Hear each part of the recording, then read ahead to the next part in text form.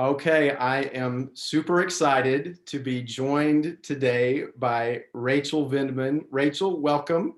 Thank you. Thank you for having me. It's my pleasure, Zach. I'm so excited to have you. I just listened to your fourth podcast, and tell people what the podcast is called. The podcast is called The Suburban Women Problem, and it's a bit of a play on Lindsey Graham saying that the GOP has a real suburban women problem, which I agree with him. I don't agree with him on a lot, but I agree with him on that. And we try to talk to regular people, and maybe a little people who are better known, but we try to talk about women issues that are affecting, women, and not just women in the suburbs, urban women as well, but just women everywhere. And I think, I like to say women know what problems we have. We actually have some pretty good ideas about solving them. We don't need people to talk at us, but we just need those people to recognize, policymakers to sort of recognize those problems and to work with us to figure out how to solve them. But women are natural problem solvers. So I think this is, not much of a stretch. And I have to say the fourth episode, when I got to talk to Connie Schultz, was a true delight and honor. And it's one of my favorite ones so far. Yeah, I enjoyed it. It was probably also my favorite so far. I definitely recommend the podcast to people, and really whatever your political views are, I think you would get something out of it. Now, my blog and my YouTube channel, where I like to share these interviews, I don't get very political. It's a little more law related. But when I had the chance to possibly get Rachel Vindman on my show, I could not pass it up. So thank you for agreeing to talk with me. Let me ask you this. Why does the world need another podcast? Okay, that's a really good question. I'm not sure that I have an answer. I on another podcast in general, although I am a big consumer of podcasts. So I'm a big fan. I started listening to podcasts, I guess more like NPR programs on podcasts when I live overseas.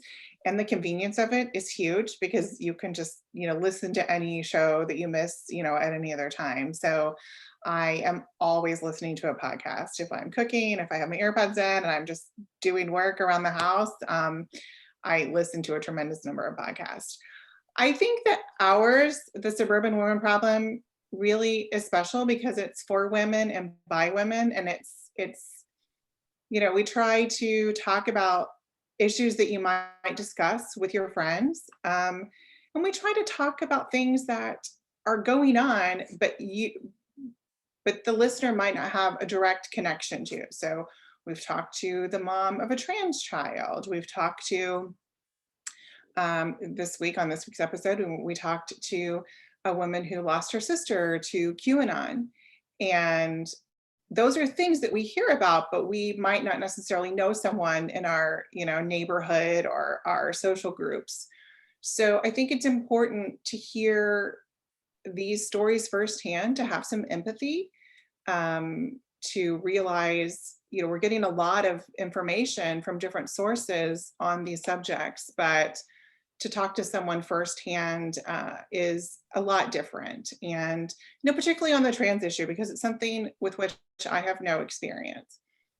And I don't know anything about this subject. It's confusing to me, as a lot of unknown things are, but a lot of things exist in spaces that I know nothing about. But I can relate because I'm a mom and I have a child. So I know I might not know how the answers about how to handle things, but I do know that we need to treat people with dignity and respect. We don't need to discriminate. We need to, just hear a regular mom and, in her words, describe her child. And that really humanizes something. You can agree or disagree with a lot of things, but if we're going to move forward and we're going to heal as a nation, we really need to come together and listen to others. And I hope that's, something that our podcast does. It just teaches people to listen and be respectful, even if your views are different. Yeah, I like how when you listen to the podcast, you kind of feel like it's just three moms who know each other talking. It just happens to be three moms who are like super smart and in kind of high profile positions, but it's great. Now, let me ask you this. I have sometimes thought we hear the word suburban in politics all the time. Mhm. And I've started to wonder, what does suburban even mean today?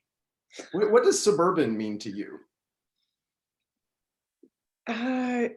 For me, for where I live in Northern Virginia, suburban is the area where I can drive around, and it's less on foot and it's more, people driving around. Where we live, the metro doesn't come out this far.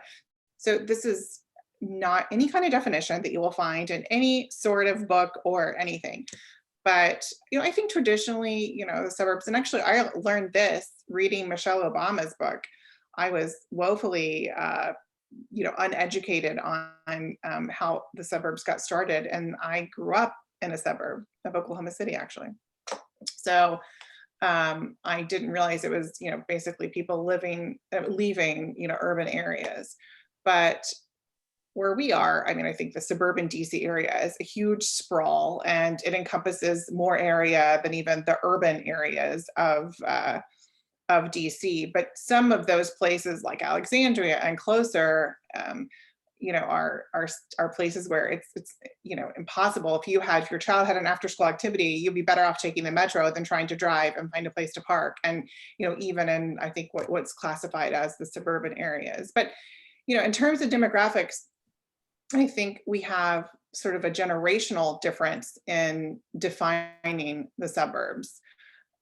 Where we live, we chose our house sight unseen when we lived in Moscow.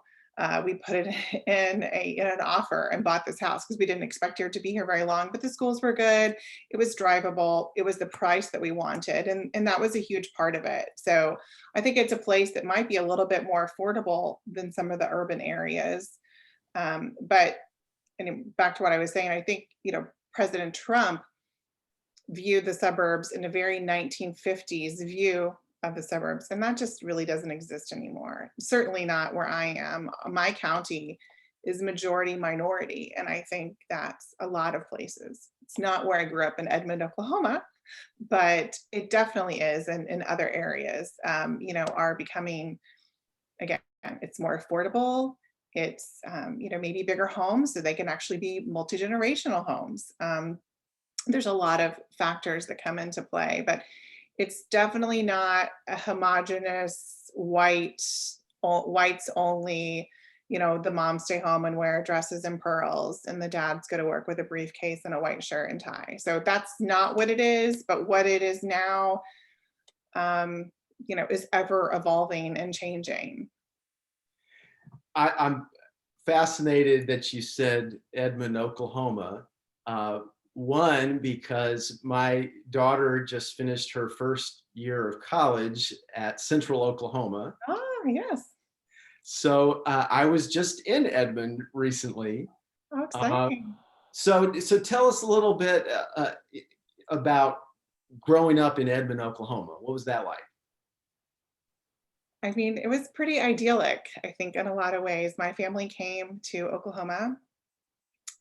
Well, part of my family, my father's family came in the land run of 1889 from Iowa, and their family settled just north of Oklahoma, of even what's currently Edmond, and they lived there. And then my mother's family, part of them came actually in the Trail of Tears, from the east, the Georgia area of Chickasaw Nation. So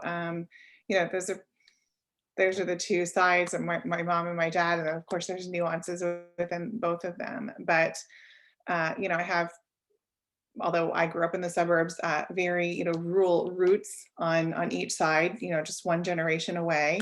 All four of my grandparents grew up in the Depression, but were all of them well, three of them, I guess one grew up in more of a town, but the other three, grew up on farms and quite poor, but they, managed to go to college, at least two of them. And, others were, my grandfathers were involved in World War II and in the Army. And through that, were able to get government jobs or good jobs and, really be part of that greatest generation and what was spurred on by that war. So when I grew up in Edmond, I was the third generation to attend at that time. There's only one high school, but, I graduated from high school in Oklahoma, in Edmond, and I have a brother who still lives there, and his children live there. So continuing that tradition, but it was a small town where my family name meant something. It still does, and that sort of gave me a huge sense of responsibility and everything that carries. I think a lot of people who grew up in smaller towns can relate to that. So it's a big thing for me now in our newfound life and fame, but even before, just being when I was Alex's wife. And I know some people don't like that I'm introduced or known as Alex's wife, but frankly, I'm very proud of that because, and I always have been, even before any of this, when I was married to Captain Vindman and Major Vindman, before he was Lieutenant Colonel Vindman, that was my identity, and I'm proud of that. I have another separate identity, but I think growing up, with my family name, it gave me that sense of importance. But I went to college in Oklahoma. I studied education, and I ended up leaving when I was 24. But it's also given me a great perspective from where I am now in this national whatever moment that's happening because I I understand Oklahoma. I understand the small town. I understand the struggles. I understand that a lot of people feel a way of life. And I also understand that the way of life that they might yearn for was not good and equal for everyone. And that's something I'm still learning at 47. But we still need to listen to each other. We still need to take that back and listen to each other's stories and understand that not everyone felt equal, not everyone was equal, and that's just fact. It's hard to face that. It's hard to learn it and understand it, but I I appreciate my background and the understanding that it's been able to give me to this place, to where we are today, and how I can best use the voice that I have now to reach people. That's great. Well, you already answered one of my questions that I had planned, but maybe you can elaborate on it. I was going to ask you, well, let me preface this by saying, just to give an example. So when I told my wife who I was interviewing today, I said, it's Rachel Vindman. You remember Alex Vindman who testified to Congress? Like, I had to explain that. And then she's like, oh, okay, I know who that is. And I was wondering, does that ever bother you that, you're known as so-and-so's spouse, even though you've got your own accomplishments and views and experiences as you said, you're proud, but does it ever bother you to kind of be sort of compartmentalized that way? It really doesn't. I it bothers other people for me, and I completely appreciate that. I think you can fall wherever you want on the spectrum and still be right because it's a personal decision and a personal choice. But again, it does really bother other people. And that being said, like in the podcast with Connie Schultz, I mean, she talked about this, and I can totally identify with what she said, and I absolutely get it. It's just that I was kind of going down one path and I met Alex, and right after we got married, we moved to Germany and I really couldn't work. And we literally moved every year. So even if I got a job on a base, it wouldn't have been something that I could have, then gone to another place. And for military spouses, it takes a time to get a job at a new place. And we were in Germany, we were in very small bases. So just not a lot of employment opportunity. So in addition to that, I've shared a little bit is we were really facing infertility and struggles with starting a family. So there's a lot of time and energy devoted to that as well. So it didn't happen. And I think if I had more professional identity, this would be more of an issue to me. I just haven't. Maybe I'm creating one now. Life comes at you fast sometimes, and you just gotta take it, wherever it leads you and wherever it goes. But I think I, being Alex's wife, it's obviously the most important relationship in my life, and it is a huge part of my identity. So I don't mind being known as that. But I hope my accomplishments and what I do speak for themselves. But no, it doesn't really bother me. I see. Well, in a few years, maybe when Alex meets somebody, they'll be like, "Oh, are you that podcaster's husband?" It's funny, he just was joking about that this morning. And I think his description on Twitter actually says like Rachel, or Nat Sacabias, that's my name on Twitter. He's like, that he's my husband. So That's great. That's great. Well, also I noticed on your bio, it says something about foreign policy chops. I have Tell none. us about that. What does that mean?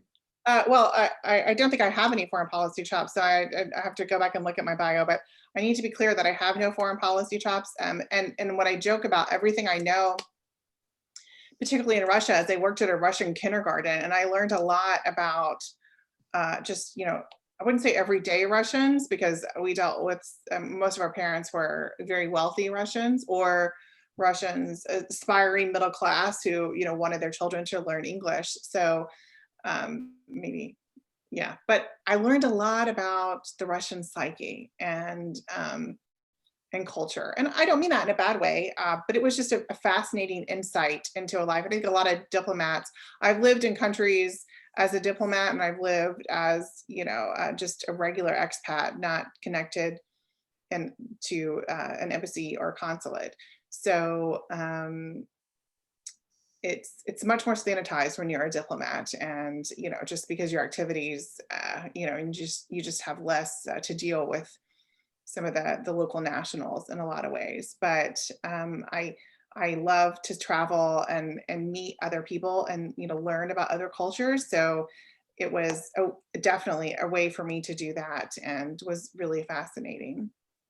But I don't really, I mean, everything I know is just sort of self-taught. But to that end, I must say, Zach, that I think everyone, even if they don't study foreign policy or national security on a really high academic level, that you can teach yourself, you can engage and learn, and you don't have to be attend an elite academic institution to be able to weigh in and discuss these issues intelligently. Right. I mean, I would say if you had to choose between living in Russia for a year versus reading about Russia for a year at an American university, I mean, that's a pretty easy choice, right? Now, so from your time living in Russia, what would you say the average American doesn't really get about what Russian life is like?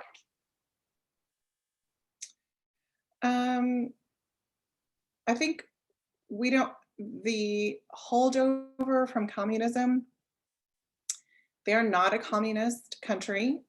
Vladimir Putin is not a communist, despite what people may have heard from, I don't know if he's a senior or junior senator from Texas, Ted Cruz, recently said that, I believe last week, that Vladimir Putin was a communist. He is not. But he did say that. And I think, they're not sure what they are, but we take for granted democracy. We take it for granted the freedoms we have, particularly free speech. Even today, Russians will self-censor themselves. There's still the mentality that people are listening and watching. And I say that even for generations that are much, much younger than me.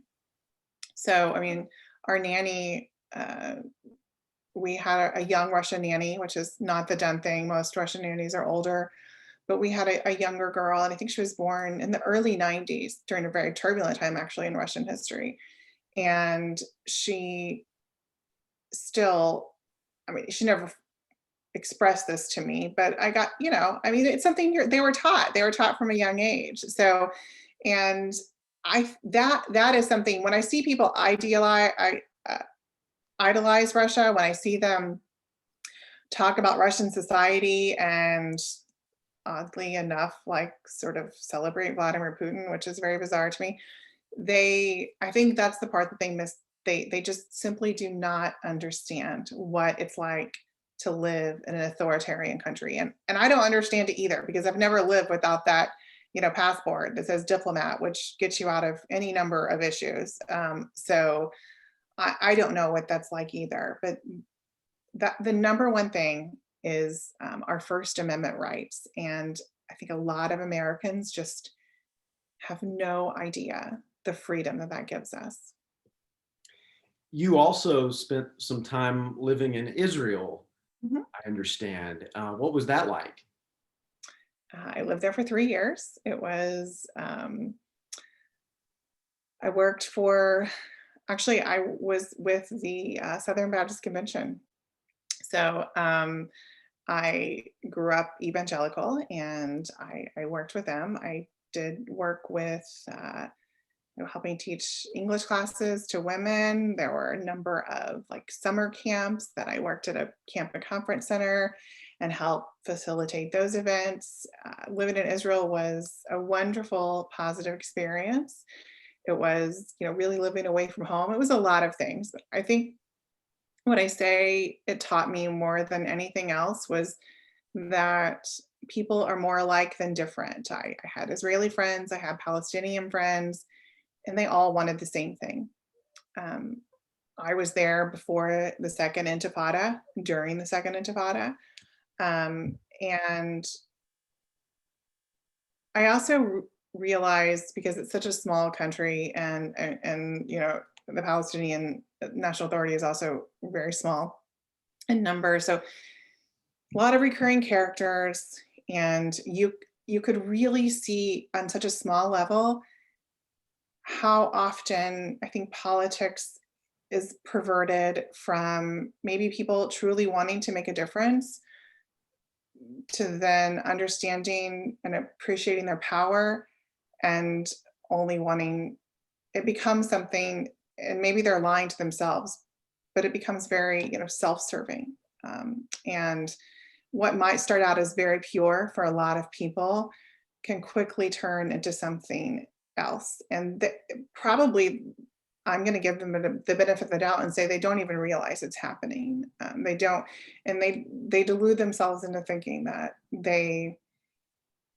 them being there is, a bulwark, that it's a stopgap and no one else could do what they do.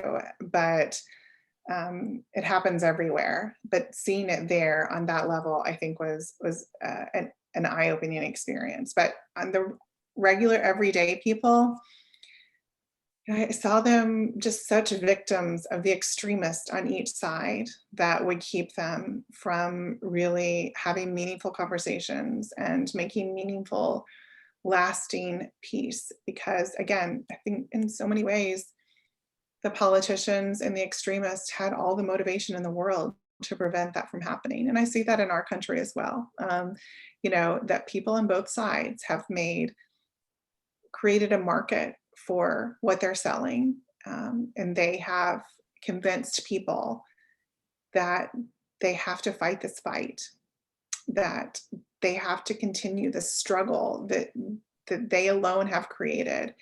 And it's really disappointing, but it's easy to do. Considering what you experienced when you lived in Israel, and this is a tough question, obviously, but do you think there's a solution to the Israeli-Palestinian conflict? I don't know what it would be. I I think there is, but there is so much hurt and distrust. It's I've I'm going to sound like Jared Kushner. I've read a lot of books on the subject. I like to read people's memoirs, and even though I know that memoirs are, you know, biased by any stretch of the imagination, but it's interesting just to get people's perspective, even if it is their, you know, their bias. I particularly recommend Ehud Barak's biography because, you know, he's more of a centrist, and it was he had a fascinating life by any account, but he really tried. It's I just don't know. You know, a two-state solution, I get it. What's confusing to me is, you know, Palestinians don't even have their own currency. So, you know, there's just a lot of steps that need to be made to make it happen. But I don't want this to become, I can edit this out. I don't want this to become, I don't want to misstep and misspeak on the subject because I'm just not an expert. But I will say that in order for there to be lasting peace in Israel and Palestine, what really needs to happen is to recognize that both sides are made up of human beings. And again, it goes back to the dignity and respect. And I saw that in individuals. I mean, so it's a misconception to think everyone is, you know, all Israelis are, you know, far right people who live on settlements, and all Palestinians are members of Hamas, because reality is so, so different. And even our own politicians are trying to feed both narratives. And it's just, I mean, common sense tells us that's not true. So, you know, I mean, many presidents have tried to work on this, US presidents, but I don't know what the answer is. I do think there probably is an answer, but it's going to take great concessions on each part. And there's so much hurt and anger and years of turmoil. It's really hard to get around it, but I remain hopeful because I think youth oftentimes are, you know, that catalyst that can just see things in a different way and maybe look beyond the hurt and the years and just say, we need to look forward and not to the past. And so the biggest hope I would say is in the future and in the youth to try to make something lasting. Yeah, well, I threw an almost impossible question at you, and you actually gave a really good answer, I think. But let me give you an easier one. Okay, thanks. You mentioned books, and I know you love to read. Mhm. What do you have any book recommendations for us? Something you've been reading lately? Well, I said, you know, recently on Twitter, the book that if anyone asks me for a recommendation lately, I suggest Jesus and John Wayne. It is a book that I read early this year. I think it came out in 2020. It is just absolutely fascinating. I would describe it as if you grew up in an evangelical culture, even if you weren't part of that, if you were just surrounded by evangelical culture, or if you know, I think for those people, they'll definitely relate to the book. I think people who did not grow up in that environment can understand something, a segment of, you know, our population, our culture that has a huge impact on today's Republican Party. So I think it's a way to understand it better, but it's just a fascinating, in my mind, well-researched book that explains a lot, it articulates a lot of thoughts and feelings, and it's a very well done and well-researched book. And I recently read How the South, I believe, won the Civil War by Heather Cox Richardson, who's another person I spoke to on the podcast. That is a fascinating book as well. So I try to read fiction, and I do read fiction, but I think what sticks with me most is nonfiction. I'm trying to learn myself. I'm trying to learn about things like another great book is Robert E. Lee and Me by Ty Sedgwill, who was the head of history at West Point, and he describes his very complicated relationship with Robert E. Lee and what he was taught. And it caused me to have a conversation with my husband, and I said, I was telling him about some stuff when he was like, "How can anyone believe that?" And I said, "Oh, okay. Well, you grew up in Oklahoma. You were probably never taught. I mean, sorry, you didn't grow up in Oklahoma. You grew up in New York City. You were probably never taught, as I was, that." Because I distinctly remember a teacher saying this to me. Well, slave owners didn't treat their slaves poorly. They treated them very well. And that was literally something that was said to me. My husband, I don't even know if he believes me. He still thinks it's just ridiculous. But it happened. I promise it happened. And these are the things that I think in so many parts of our country, people just don't realize. And it happened. I never would have thought about that, to be honest with you, had I not read this book. It was something that happened to me so many years ago. I wouldn't have even remembered it. But you hear it, and it's in your brain forever. And whether you dismiss it or accept it, it's there, and you have to, at some point reconcile with it and face it. So I'm trying to think if there's a fiction book that I've read. The Daughters of Erie-Town by Connie Schultz was the fabulous book. I read it last year, though. And nothing else is necessarily coming to mind in terms of nonfiction, but I try to read 1 to 2 books a week, and it's kind of my saving grace. That and podcast. You're probably thinking that I ignore my family, but we've spent a lot of time together in the past year. So No, I wasn't thinking that at all. Well, those are some good recommendations. You mentioned Twitter, and I think that's actually how I connected with you. yeah. So what made you decide to get on Twitter and to be active, especially considering that you must have known you were going to get attacked, right? So what was your thought process there? Well, I was always on Twitter. And then the first day Alex testified, I shut down my Twitter and I was not with my real name, but I got pretty freaked out, and I think I closed that account.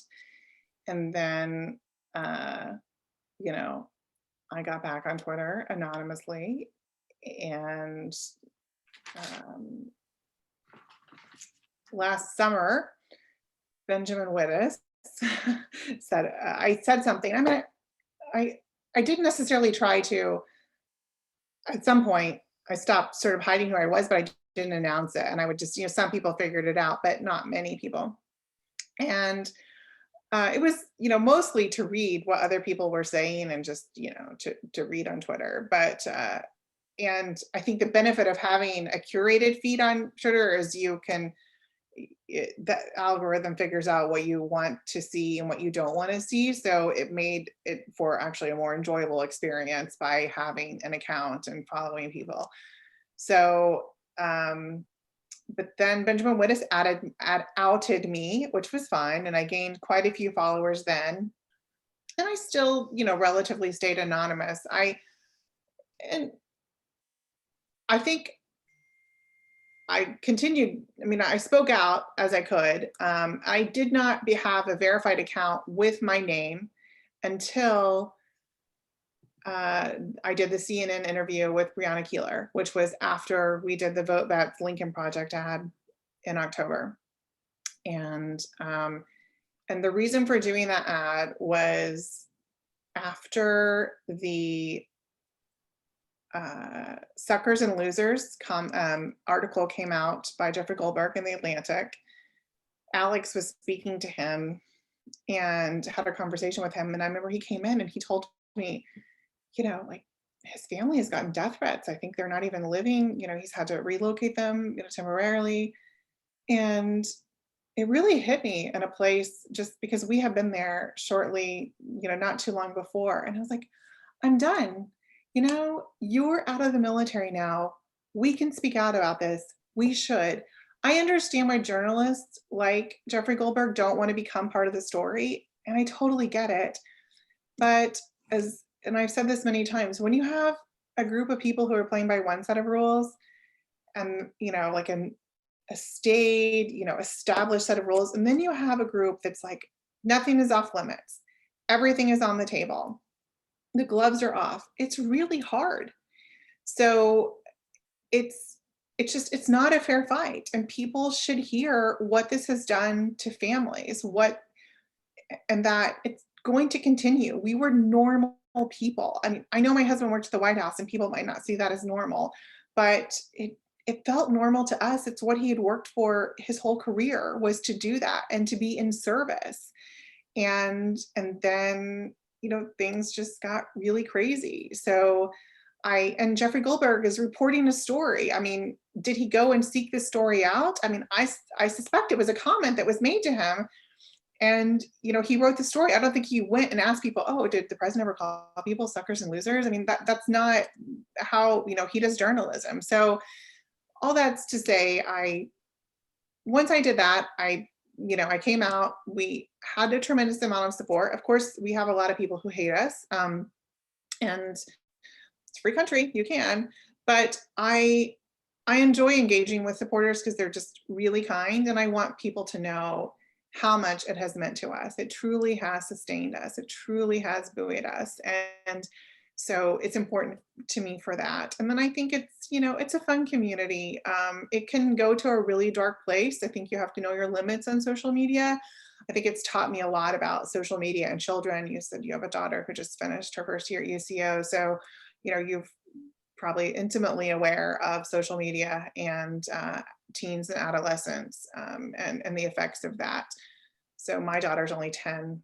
It's not an issue that we have faced yet, but it's taught me a lot about setting limits and how I view social media and just internet usage for her in general. But with the proper limits, it can be fun, and I think it can be encouraging to people, especially people who may live in a really, a place that's very politically different than what they are different politically and have different views than a lot of the people around them. They can connect with others and not feel so alone. So I think social media is good for that purpose, and maybe for other purposes as well. It can also be bad, and everyone needs to be careful with that. Right. Well, I enjoy reading your tweets, and also reading what people tweet to you. Here's one. Are you the Ukraine whistleblower traitor's wife? Now, Yeah. maybe you should have told, hey, I'm not just his wife. I have a podcast. Yeah, that would have been. I know people gave me some really good things that I could have said after the fact, and I was like, oh, I really missed an opportunity there. But my question is, and you and Connie Schultz talked about this a little bit, but what is your strategy for dealing with the trolls on Twitter? Well, Connie is much better than me, and as you can see, I did not take the high road on that, my response to that tweet, which I probably should have. Sometimes the just urge to be snarky is very strong, but I do think, as Connie said, they want access and they want a reaction. So it is better if you can block them and not give them that. And I have been exercising that a lot more. I just spoke with her last week, but even prior to that, certainly learning that they can get a rise out of me. That's one thing. I like to think that my comment to that was not really getting a rise. I wasn't getting defensive or upset. I was just, a sort of, I hope, witty retort. But, even that is not the best sometimes, and you can elevate people. And I learned that quickly with Twitter. I will say, right after his closed door testimony, there was a retired lieutenant colonel who had supposedly served with Alex, and I think this has kind of been debunked, not served with him, but was at a place where he was when Alex was traveling with the Russian military, who was doing a joint exercise in Germany. And, he gained prominence by this sort of tall tale about serving with Alex and whatever. And it got a lot of traction. And John Jr. was retweeting it, and a lot of people, even the president, alluded to it at one point, which was, I'm pretty open about. That was one of the scariest days, the whole thing for me. And what was scary about that, and this is where I think we have to be really careful with our kids. So what was scary is someone was saying something and we couldn't speak back because Alex was active duty military. And you got to be careful. You don't want to give like a counter narrative, because then you're like chasing, so you don't want to do that anyway. It's not a very good comm strategy, but it was really hard. I think that is one thing for children, for teens and adolescents, that they really get lost in with social media, is something can just catch fire and it's not true, but they have no way or no voice to sort of counter it. And if you're reacting, then you're playing catch up and you're probably losing anyway because someone else has gotten ahead of you. So, it's better most of the time just to let it be.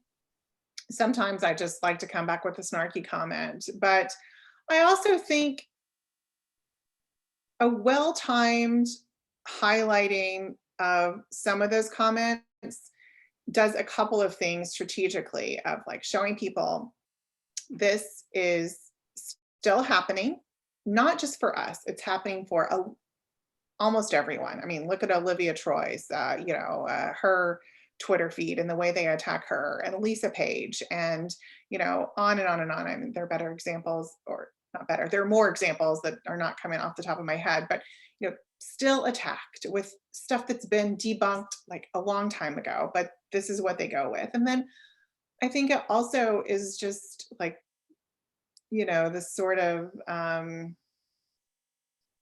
just a gentle pushback of, we're not going to let you control this narrative, and you might say it, but yeah, again, you have to be pretty careful there, I think, to not, say it, but then disengage and don't react either way. But I do think it's important for people to realize Trump and Trumpism is still attacking people. And if he were to come back to power, I don't think he's going to be reinstated in August, despite what people might be saying or what he perhaps believes. But this is what you would be signing up for: full on authoritarianism. And this is what they think is okay. Speaking of this August, there is a big event coming. There is. Tell us what that is. So my husband's memoir, Here Right Matters, is going to be published on August 3rd. We're very excited. We rearranged our entire summer to accommodate the new publication date. And, I'm very excited for him. He is, it was tough. It was tough. Everyone talks about, I think this time, what were we doing a year ago at this time? And, gosh, for us, we were spending a lot of days sitting in our office trying to, have discussions and not worry our daughter. But, it was like, I think your career's over. It's not going anywhere, but what are we going to do? How are we going to live? Most people talk about separating from the military and they plan on this for, several years in advance. And that was definitely not what we were going to do. And there were people who wanted him to write a book about Trump, and that's not the book he wanted to write. Also, he never met him in person. And, there was this like, get it out before the election, which logistically never would have happened because as someone who held security clearance, his book had to go through a pre-publication review, which they would have never allowed it to see the light of day. So it was challenging. And as challenging as it was for us, I know it was even more challenging for a lot of other people. So that's why I know there's been a lot of criticism for people who stayed working in government, who maybe didn't leave or didn't leave sooner.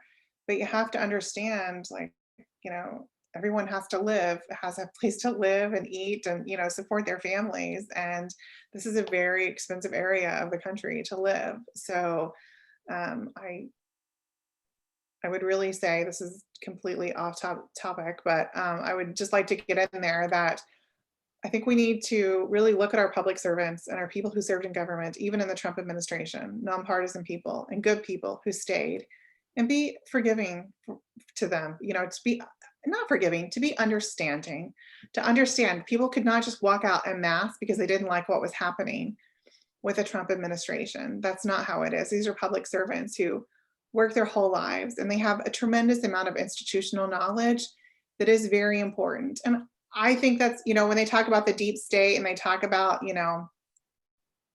unelected radical bureaucrats, those are actually the glue that keeps the government together as the administrations change, as the political appointees change. But they are the ones that have the knowledge of how the organizations work. And I guess you could make the argument whether or not that's a good thing or a bad thing that it requires so much institutional knowledge. I'm not here to make that debate. I just know that the way the system is currently, you cannot burn it down and build it up every 4 or 8 years. It's not possible.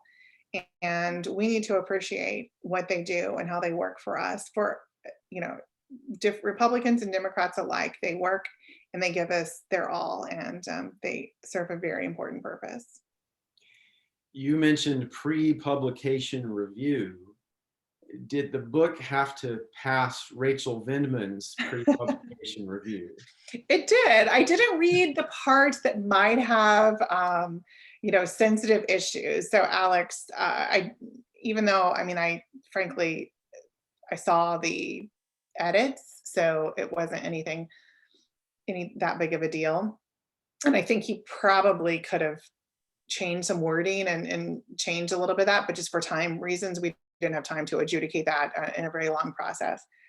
But I'm sorry, I keep itching my nose because my allergies are driving me crazy. No problem. Yeah, so it did. We, went back and forth, and I guess everyone's gonna read the book and think that I begged my husband to ask me to marry him. I really don't remember it that way, so I will let the readers decide. But I guess when you write a book, you get, again, it's your memoir, it's your version of the truth, no matter who you are. So this is Alex's moment to remember it the way he wants. But it did, we talked about, he talked about, our personal struggles, our struggles with infertility. We had a daughter who was born at 24 weeks. She passed away, how we handled that, how the grief brought us together, and how, going through things as a couple, going through things in life, it prepares you to deal with other things. It's all part of a stepping stone. And that's really what the memoir is about. It's about his immigrant story and his family, what he learned from that, but just, what you learn and how it prepares you for all the moments, big and small, that you have. But there's a foundation there. And I think I'm biased, of course, but I read a lot of memoirs because, again, people fascinate me, and I think I'm very proud of it. I think he is as well, and I hope that people will find encouragement and inspiration in it, and the message that it has, even during this time as we continue to kind of figure out what the path is forward for our country and where we want to land. Well, I did not know about the experience with losing a daughter, so I'm very sorry for that. Thank you. On a happier note, do you want to share with us, in order to set the record straight, how did you meet Alex, and what did you think of him when you met him? So I was a flight attendant. When I moved back from Israel, I had this idea that I wanted to work for the FAA because they have a very large facility in Oklahoma City. Their headquarters are in DC, but they have a large training facility in Oklahoma City. So I wanted to work there. And I was told, the path to this would be being a flight attendant, then working in management, flight attendant management, and, really just a couple of years here and there. And then you could get a job with the FAA. So I was working on the flight attendant part, and I had a friend that was like, you need to meet this guy. And I thought, okay, I know I can fly free, but I'm not just going to fly somewhere for a date. That's just a bridge too far. But Alex had just completed Ranger School, and he was in New York City. I was based in New York City at the time, but I didn't live there. So I was just staying there the night before I started a trip. He had finished Ranger School. He was picking up his parents in New York City, and then they were going to drive cross country. So we realized that our schedules were matched and we were going to be in the same city at the same time. So I was staying at the Holiday Inn at JFK Airport, and he came to my hotel room to pick me up, and I opened the door. And I think this is actually in the book, but I was like, oh my God, he is so skinny, because he had just finished Ranger School and probably lost, and didn't have a lot to lose. So, by the way, when people comment about Alex's weight, and he has all his weight in his face, but you can thank me for that, because that's just, my excellent culinary skills. But anyway, so I saw him. We went on, we drove into the city, into the West Village. We walked around and talked, and it was a great date. It took him. He got lost on the way home, so the way back to drop me off at my hotel. I think it took us 2.5 hours to get from Manhattan back to JFK. Wow. And if anyone is ever in a taxi and that happens, it's not supposed to work that way. It definitely should not take that long. So you should call someone if you're in that situation. I did not, and it turned out okay, but I would not recommend that for everyone. And our second date, he then did not call me for several days. He was driving cross country, and I guess he forgot about me. I don't really know. But he got to Tacoma, to Fort Lewis, Washington. And a few weeks later, I flew there for our second date, and the rest is history. You and my wife should talk. I'll just say that. Okay, all right. Well, now I want to hear your story. Okay. I think she could relate, but that's great. Well, again, it's been awesome talking with you. I know you probably have a lot of people who want to talk to you, and so for you to join my little show here has been just great. So I really appreciate that. Now, I want to go back to Edmond, Oklahoma. Okay. Just for a minute. So you and I both grew up in the 80s. Mm-hmm. Now, for me, I grew up in South Austin, Texas. You were a little farther north, up in Oklahoma. But so I'm curious. So number one, what was the first big concert that you attended as a teenager in Oklahoma? Okay, don't laugh. It was Lionel Richie. Oh, that's Still awesome. a Lionel Richie fan. And it's funny because one of my oldest and best friends, she went to the same concert and I didn't even know. I think like her parents surprised her maybe. So, or I'm not sure, but yeah, I went with my parents to see Lionel Richie, as one does. But that was the first, I think that was the first concert in Oklahoma. That's great. Did he do Dancing on the Ceiling? Of course, of course. Yes, I mean, it wouldn't be a concert without that. Did he do Easy Like Sunday Morning? Mm-hmm. Oh, yes, wow. and I have my own version. I tell Alex that he's easy like Monday morning. I love him, but Alex is not easy like Sunday morning. Usually he's easy like Monday morning, which is to say, generally not easy at all. Got it. Okay, now related to that question, now I'm curious. What was the first record that you bought for yourself, if you remember? I think Footloose, the soundtrack to Footloose, which on cassette, I'm guessing. Yeah, on cassette. Yeah. Okay. I don't. Yeah, on cassette. I don't. An album. I remember playing the Fame album, but I don't think I bought it for myself. Now, for record cover, the one I remember most of all from my childhood, and this is like my childhood song when I was much younger, was Rhinestone Cowboy by Glenn Campbell. And the album cover was raised, so it wasn't just flat. And, it was this horse, and there was a scene, like, a very cowboy scene with my like cacti and mountains. But I remember that album cover, and of course I just loved that movie. I mean, that song. I still love that song. I still listen to it all the time, but when I was little I would apparently just listen to it on repeat. Oh yeah, he was great. All right, one more question relating to Edmond. Next time I'm up there, where do I need to go to eat? You know, like where's the local place that I might not know about? Uh-huh. So for sandwiches, I really like City Bites. That's an old family friend. They're the owners of it. Okay. Just great, like hoagies or whatever you call them.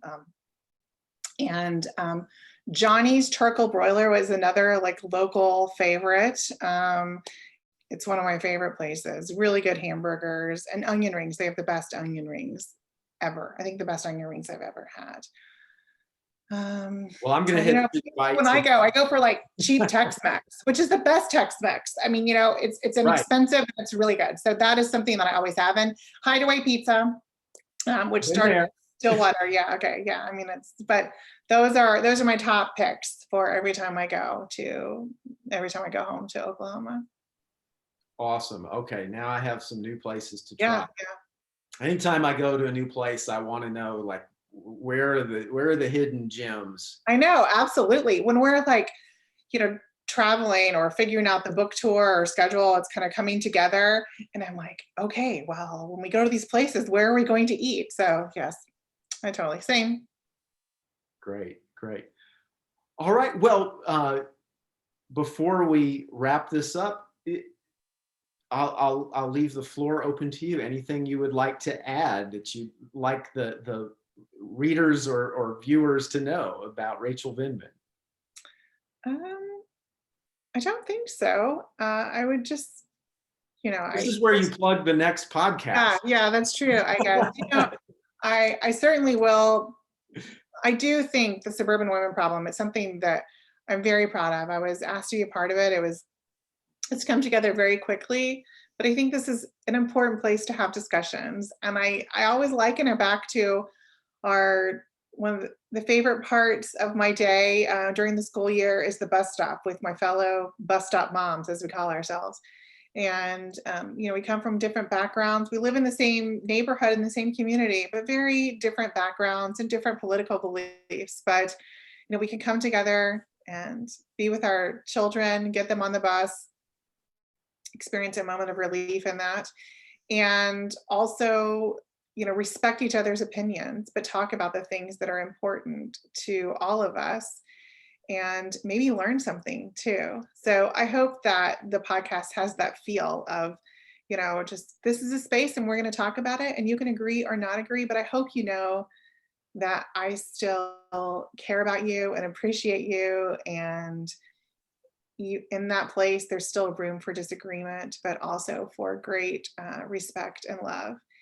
And that's what I hope we continue to create with our podcast. But other than that, I just like to say thank you for having me. This is a super fun conversation, and I always like to talk about Edmond in Oklahoma. It definitely made me who I am, and I think I'm better for it. It was not a lot of diversity, but that's okay. I think that I've learned a lot from that as well. We Someone actually sent me a, a quote today of our background is just our launching point. It's not, it can't be our excuse to always stay in that place, but you never have to look at it as bad either.